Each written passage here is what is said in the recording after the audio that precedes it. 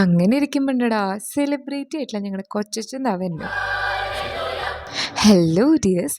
ഉത്രാടത്തിന് നമ്മുടെ K C എമ്മിൻ്റെ Onam celebration ആണെങ്കിൽ തിരുവോണത്തിന് തന്നെ നമ്മുടെ കെ സി എമ്മിൻ്റെ പായസ വിതരണമാണ് കേട്ടോ. എല്ലാവരുടെ മുഖത്തും ചെറിയൊരു ഉറക്കക്ഷീണം ഉണ്ടായിരിക്കും. കാര്യമാക്കണ്ട, ഇന്നലത്തെ സെലിബ്രേഷൻ കഴിഞ്ഞതിൻ്റെ ഹാങ് ഓവറാ.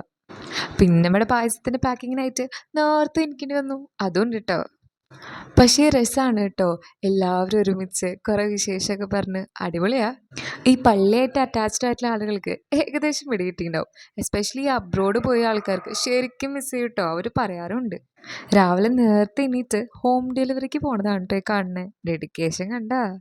രാവിലെ 7 മണി തൊട്ട് നമ്മുടെ പായസ വിതരണം സ്റ്റാർട്ട് ചെയ്യും. എവിടം വരെ നിങ്ങളുടെ പായസ വിതരണം എന്നൊക്കെ ചോദിച്ചറിയാൻ വന്നതാണ് കേട്ടോ അച്ഛൻ.